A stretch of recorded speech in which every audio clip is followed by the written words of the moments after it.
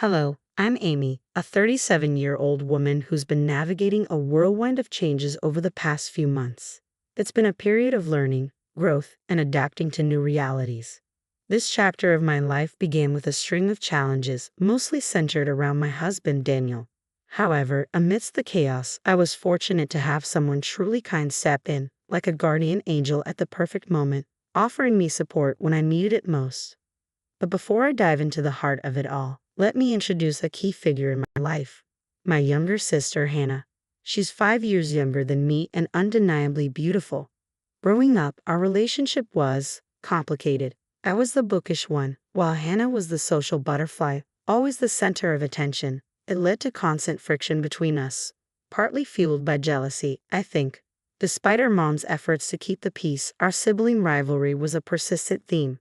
Things didn't really improve until I went off to college, and as we both matured, we found some common ground. We never became particularly close, but we reached a place of peaceful coexistence, which was enough for me. Then there's Daniel, my ex-husband. We met at work and hit it off right away. After 2 years of dating, we decided to get married. We both worked hard, and together, we were able to buy our first home. Although I was the primary breadwinner and the mortgage was in my name, it still felt like a shared accomplishment. A couple of years into our marriage, Daniel brought up the idea of starting a family. He painted this picture of a warm, happy life with kids. I had my reservations, but he was persistent, and eventually, I came around to the idea. Soon, we were blessed with our son, and 2 years later, our daughter followed. In the beginning, Daniel was an engaged and hands-on father, but over time, his enthusiasm waned. Before I realized it, the full weight of running our household and caring for our children had shifted onto me. The support Daniel once promised seemed to fade, leaving me to manage everything on my own. When Daniel received a major promotion and his salary surpassed mine, I made the difficult decision to leave my job. It wasn't an easy choice, and although I resisted for a while, I eventually gave in, deciding it wasn't worth the battle. To fill the emptiness and keep myself busy, I discovered a love for hosting dinner parties.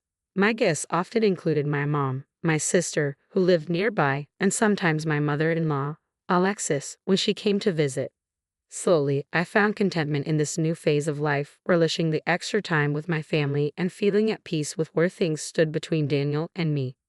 Our relationship had its challenges, especially after the traumatic birth of our second child, an experience that nearly cost me my life. It took a toll on us, but I didn't fully grasp the depth of our issues until one day, while cleaning, I found a pair of unfamiliar panties. The discovery shattered me, filling me with doubts about my worth as a partner. Even though it had been over a year since the birth, and I had been working through the emotional aftermath in therapy, finding those panties made it painfully clear that my struggles and efforts had gone unnoticed by Daniel. Betrayal and anger quickly replaced my shock, and I became determined to uncover the truth behind his infidelity. My first move was to confront Daniel with a picture of the underwear, demanding answers. After that, I started searching through his laptop and social media accounts, hoping to find something incriminating. At first, I came up empty, which only added to my confusion. Desperate for clarity, I meticulously combed through every message, even though I thought it would be futile. I knew all of his contacts. The idea that someone close to me could betray me felt absurd, until I noticed my sister's name appearing repeatedly. At first, I dismissed it, unable to fathom her involvement in anything inappropriate. However, as I delved deeper into their conversations, my world came crashing down. The messages were filled with intimate photos, loving exchanges, and plans for Daniel to leave me. The realization hit me like a freight train, leaving me reeling from the staggering depth of their betrayal. Discovering my sister's involvement in such a shocking betrayal was a bitter pill to swallow. Despite our tumultuous history, I never imagined she would cross such a line. My initial reaction was visceral. I was so disgusted by the revelation that I felt physically ill. When I tried to reach Daniel but got no response, I turned to Hannah, desperate for some explanation. Our conversation was surreal. Her nonchalant attitude and justifications for her actions with Daniel were beyond my comprehension. She claimed she was doing me a favor by relieving me of his attention so I could focus more on our children. The absurdity of her reasoning only deepened my disbelief. Hannah attempted to downplay the situation, insisting that she succumbed to Daniel's advances because she thought it was best for him. Her complete lack of remorse was the final straw, and I ended the call, overwhelmed by a whirlwind of disbelief and anger. The aftermath left me engulfed in despair.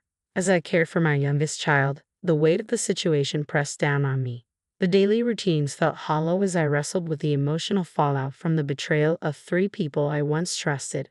Putting on a brave face for my children was increasingly difficult, especially when they asked about their father's absence and I had no honest answers to provide. As day turned to night and Daniel's absence became more concerning, my anxiety deepened. My attempts to contact both Daniel and Hannah were met with silence, amplifying my feelings of isolation and dread. Exhausted and overwhelmed by everything that had happened, I clung to the hope that sleep might offer a temporary escape from the harsh reality. Yet, when I awoke to a lingering sense of unease, it became clear that this ordeal was far from over. As I looked around the room that morning, the absence of Daniel's belongings hit me like a lead weight. A frantic search through the house confirmed my worst fears. Everything of his was gone, except for the most trivial items. It felt as if he had simply vanished into thin air, choosing to flee rather than confront our issues. In the midst of this shock, my foremost concern was for our children. They were my top priority. After getting them through their morning routines and ensuring they were taken care of, I found myself standing at my mom's doorstep, the weight of my situation pressing down on me. My mother, always perceptive, immediately sensed my distress. Lost in my thoughts, I struggled with the reality of single parenthood and the daunting future that lay ahead. Finally, it was time to break the silence and share the tumultuous events with her. I shared the painful details of discovering the affair, Daniel's sudden departure, and the gut-wrenching realization that my sister, Hannah, was involved. My mother's shock mirrored my own as I recounted how I uncovered the betrayal, an action I would typically never take, but one I felt compelled to pursue given the circumstances. Revealing Hannah's role in this betrayal was both surreal and excruciating. Her indifferent response when I confronted her, claiming she was merely doing what she thought was best for Daniel, was a bitter pill to swallow. My mother's reaction, a mix of disbelief and sorrow, provided little comfort as we grappled with the harsh reality of the situation. As I confided in my mother about Daniel and Hannah's affair, I braced myself for the daunting challenge of raising three children on my own. I knew that support from my family would be vital, but the road ahead felt riddled with uncertainty and hardtack. My mom urged me to take some time to rest while she processed the shocking news I had just shared. Her presence felt like a lifeline, offering a glimmer of peace amidst the chaos. Overwhelmed and numb from everything that had happened, I managed to drift off to sleep while she cared for my youngest. However, my rest was abruptly interrupted by the sound of crying and my mom's raised voice. I rushed to see what was wrong, only to find her hanging up after what seemed to be a heated phone call, likely having given Hannah a piece of her mind for her actions. In the days that followed, my mom moved in to help, easing the logistical challenges and providing the emotional support I desperately needed. When Hannah tried to reach out, my mom firmly insisted that I block her, reinforcing my feelings of betrayal during a time when I felt utterly alone. The revelation from friends that Daniel and Hannah had quickly married after he left us struck me like a fresh wound, adding a sharp sting to my already itching heart. It was a bitter pill to swallow, leading to awkward and painful conversations with concerned friends who offered their support and, in solidarity, chose to sever ties with Daniel and Hannah. My mom's reaction to their marriage unveiled a side of her that was rarely seen. Known for her gentle nature, her fury at the news highlighted the depth of her love and protective instinct for us.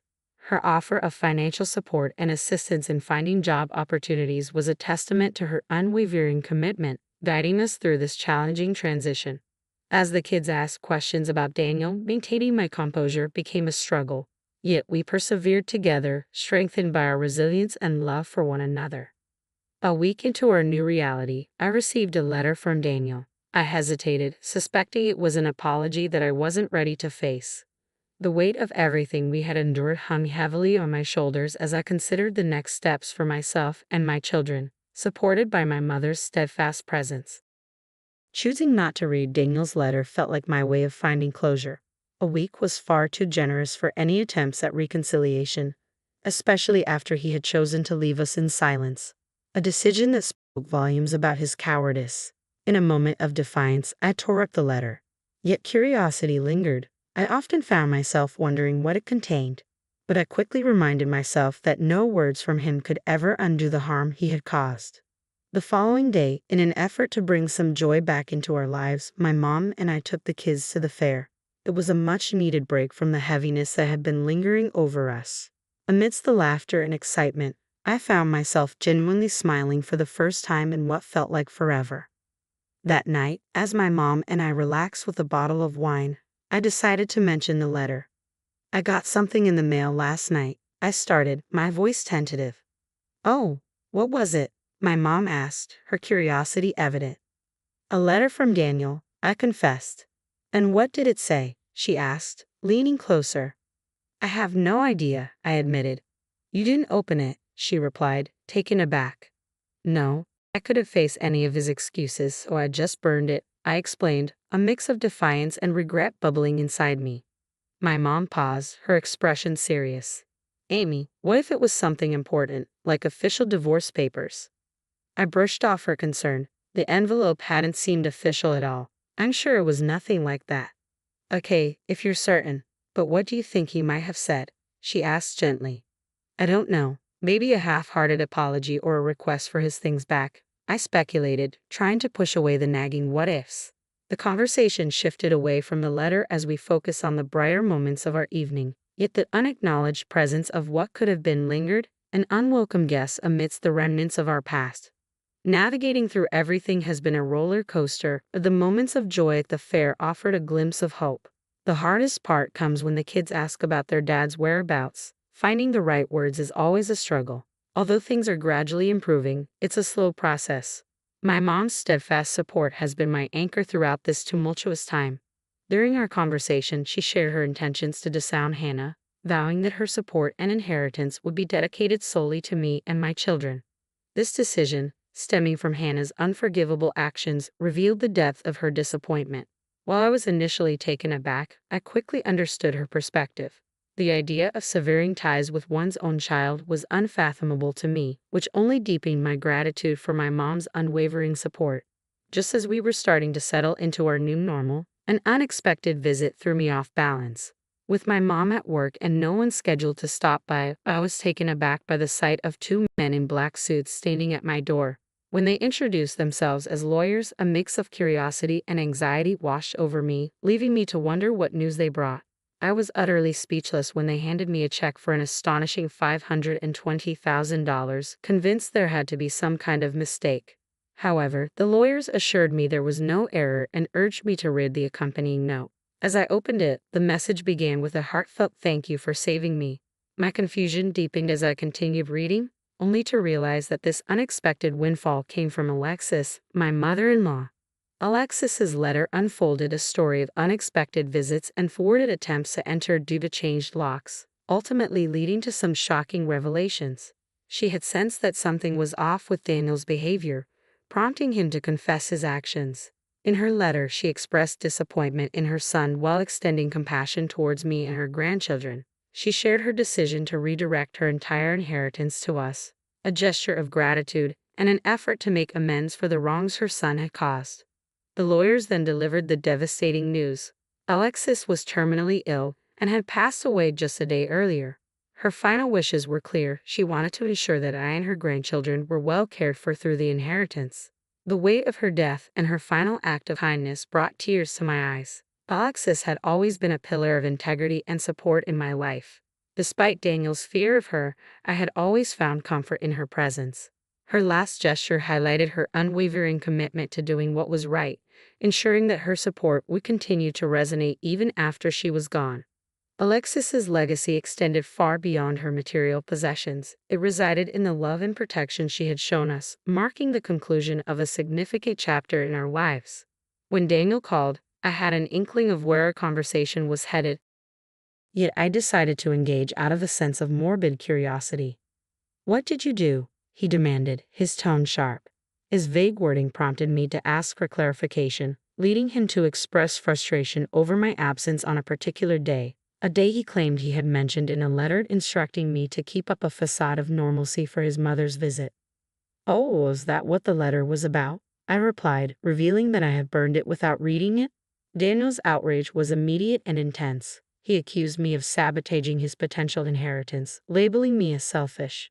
The irony of his accusation wasn't lost on me, considering he had abandoned his family for his own benefit. I countered his claims by emphasizing his abandonment and pointed out that his mother's decision was a reflection of her true understanding of what was best for her grandchildren and me. With that, I ended the call, firmly instructing him never to contact us again. I quickly moved forward with the divorce proceedings and secured full custody of our children. Daniel's attempts to contest Alexis's decision regarding her inheritance were in vain. Her will clearly favored me, regardless of his and Hannah's manipulative efforts to persuade me to give it up. I stood firm in my refusal. The financial security from Alexis's generosity significantly changed our lives. I set aside a substantial amount for my children's future education and made wise investments. This newfound wealth allowed my mom to retire comfortably, and it opened the door for me to pursue a new career path. My children have gradually started to adjust to their father's absence, and I am ready to share the complete story with them when they're old enough to understand. While the ordeal has left its scars, the support from my loved ones and our newfound financial stability have been essential in navigating the aftermath. As we begin to rebuild our lives, I firmly believe that the only way to move is forward, with hope and resilience lighting our path.